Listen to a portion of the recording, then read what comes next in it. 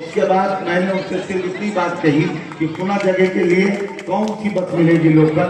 तो वहां पर एक बड़े मियाँ मौजूद थे, उन्होंने कहा कि आप लखनऊ से आए हैं। तो ये वो लखनऊ है जहां बहुत गाली भी लोग देते तो अदब के साथ, और आदाब सलाम के तो क्या कहने। बहुत शुक्रिया आप तमामी हजरात का, राम में तशरीफ लाए, आपने हौसला जीनत बख्शी, इसके लिए बेहद ममनून और मशकूर हूँ। और बसत एहतराम आपके आने का कबूलियत के साथ, आप मायूसी के साथ जाने के लिए खुशी के साथ आपको रुखसत कर रहा हूँ, इस उम्मीद के साथ कि आइंदा आप इस प्रोग्राम में फिर तशरीफ लाएंगे और इसी तरह हौसला अफजाई फरमाएंगे। माइक आपके सामने कारी शाह फैसल के हवाले। आप देख रहे हैं MKA TV फैसल साहब, मंच पर मौजूद फुरकान भाई, एजाज भाई, नवीन दमन बंटी जी, राजकुमार सिंह राजा जी, सभी उलमा इकराम और यहाँ पर सभी मदरसे के हमारे बेटे और बेटियां और सम्मानित सभी भाइयों, आज मदरसे का वार्षिक ये कार्यक्रम है। अभी हमारी यहाँ पर बहुत अच्छा और बहुत सुंदर यहाँ पर कार्यक्रम प्रस्तुत किया। मुझे आपसे एक बात ये कहनी है कि दुनिया का मालिक एक ही है, और बहुत से लोग यहाँ बैठे होंगे, मदरसे के बच्चे भी हैं, उनको ये बात नहीं मालूम होगी कि सबसे पहले दुनिया के उस मालिक को, अल्लाह को, सबसे पहले अल्लाह किसने कहा। अल्लाह जो सातवें आसमान पर नूर है, जैसे सूरज का आप नूर देखते हैं, गर्मी देखते हैं, उससे कई करोड़ गुना उस अल्लाह का नूर है। और अल्लाह के नूर ने, अल्लाह ने अपने नूर से थोड़ा नूर अलग किया, और नूर अलग करने के बाद उस छोटे नूर ने बहुत देर तक अल्लाह की परिक्रमा करी, चारों ओर बहुत देर तक घूमा, और घूमने के बाद उस छोटे नूर से आवाज आई, या अल्लाह। और जो भी बड़ा नूर था अल्लाह का, उससे आवाज आई, ए मोहम्मद। तो अल्लाह के, दुनिया के मालिक अल्लाह ने उनको अपने नूर से खुद पैदा किया था। इस देश में, दुनिया में कमोबेश 1.25 लाख पैगंबर आए, लेकिन बस आपका था वो किसी का नहीं हुआ। बहुत से यहां पर नबी आए, पैगंबर आए, रसूल आए, लेकिन कोई भी पैगंबर इस सीधे फर्श से अर्श पर बात करने के लिए अल्लाह के पास नहीं गया। हजरत मोहम्मद साहब इस फर्श से सीधे अर्श पर अल्लाह से बात करने के लिए गए, और ये हम लोगों को जानकारी है कि घुटने से घुटने के बीच में जितनी दूरी होती है, उतनी दूरी पर जो है वो अल्लाह के रसूल हजरत मोहम्मद साहब ने अल्लाह से बातें की। और जब वो इस फर्श से अर्श के पास, अल्लाह के पास गए थे, उस समय पूरी दुनिया ठहर गई। अगर किसी को अपने गिलास से पानी निकाल रहा था तो पानी भी वहीं पर रुक गया। अगर किसी का हाथ यूं था तो उतनी देर तक उसका हाथ यूं ही रहा, और अगर कोई खाना खा रहा था और हाथ यहां पर, तो वहीं रुक गया। और आप लोगों से अनुरोध ये है कि बहुत लोग ये समझते हैं कि शायद मौलाना साहब ने या हजरत मोहम्मद साहब ने कहा है कि रोजे रखो और कुरान पढ़ो या नमाज पढ़ो।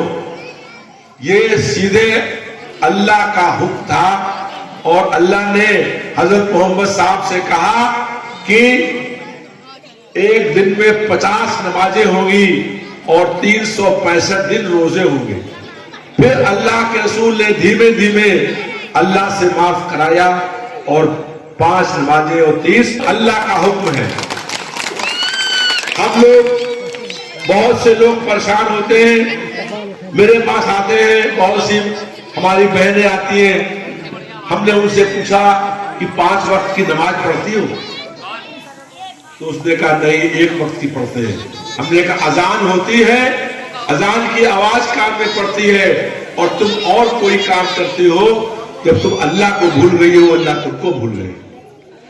मेरा मानना है कि 800 करोड़ की आबादी दुनिया में है, 800 करोड़ लोग मिल करके भी चाहें कि ये काम हो जाए, लेकिन अगर अल्लाह की मर्जी नहीं है तो वो काम नहीं होगा।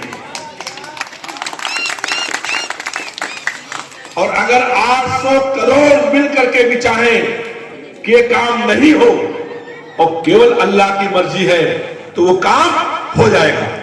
अगर आपका ये विश्वास है तो जो लोग ऐसे यहां पर खड़े हैं या जहां तक हमारी आवाज जा रही है, अगर 5 वक्त की नमाज होती है तो उसको पढ़िए।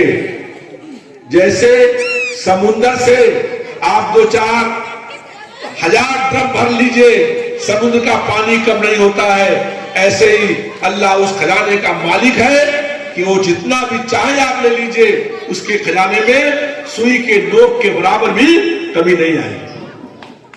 बहुत लोग ये समझते हैं कि अल्लाह के रसूल हजरत मोहम्मद साहब सिर्फ मुसलमानों के हैं, ऐसा नहीं है। जितना अल्लाह के रसूल आपके हैं उतना हमारे भी है। हम भी सुबह 108 बार कलमा पढ़े बगैर एक खाना भी खाने के काम नहीं करते। और यहां पर अल्लाह के रसूल हजरत मोहम्मद साहब जब आए तो उन्होंने कहा कि देखो तुम्हारा पड़ोसी भूखा है कि नहीं, और अगर तुमने रोजा रखा, नमाज पढ़ी और तुम खाना खा रहे हो, तुम्हारा पड़ोसी भूखा है, तो तुम्हारी नमाज और रोजा कबूल नहीं होगा। ये नहीं कहा कि देखो जो तुम्हारा पड़ोसी है वो मुसलमान है कि हिंदू है, तो आपके पास दवा हो तो दे दीजिए। उन्होंने अपने लुआब निकाल करके उस लड़की को दिया, कहा कि जाओ लगा दो अपने बाप के आंखों में, अल्लाह चाहेंगे उनकी रोशनी आ जाएगी। जब उस बेटी ने उसको आंख में लगाया तो उसका बाप जो यहूदी था, उसके दोनों आंखों से आंखें आ गई। उसने पूछा अपनी बेटी से, तुमने क्या लगाया मेरे आंखों में कि मेरे आंखों की रोशनी आ गई? उसने कहा सामने बैठे हुए हैं अल्लाह के रसूल, उन्होंने अपना लुआब दिया था, वो लगाया था हमने आपके आंखों में, उससे आपकी रोशनी आ गई। उसने कहा मुझे हजरत मोहम्मद साहब के लुआब से अपनी आंख नहीं ठीक करनी है, खंजर लेकर के आओ। और जब खंजर लेके बेटी नहीं आई तो उसने खुद खंजर उठा करके दोनों आंखें फोड़ ली और दोनों आंखों से खून बहता रहा। वो बेहोश हो गया और जब होश में आया उसका खून पूछा गया, तो दोनों आंखों की रोशनी चल रही थी, दोनों आंखों से वो देख रहा था। तब वो दौड़ करके गया और कहा कि मुझे भी कलमा पढ़ा दीजिए। बहुत लोग ये कहते हैं कि तलवार की नोक पर मुस्लिम धर्म आया, उन्हें ज्ञान नहीं है, उन्हें मालूम नहीं है। और तो और विधानसभा के अंदर आप सुनते होंगे सारी भाषाएं लागू कर रहे हैं, लेकिन कह रहे उर्दू लागू नहीं होगी। मैंने कहा कत्ल हो रहा है भाषा का इस दौर में, लोग उर्दू को भी मुसलमान समझ बैठे हैं। आज कुछ लोग ऐसे हैं कि नफरत करने का काम करते हैं। मुझे एक बात याद आ गया, एक बार हजरत मोहम्मद साहब अपने घर में गए और अपनी पत्नी से कहा ऐसा से कि तुम मुझसे आज कुछ भी मांगो मैं तुमको दूंगा। वो समझ नहीं पाई कि हम अल्लाह रसूल से क्या मांगे। अपने वालिद के पास गई, अबू बकर साहब के पास, और उनसे कहा कि आज अल्लाह के रसूल बहुत खुश है, वो कह रहे मुझसे कुछ मांगो, मैं उनसे क्या मांगू?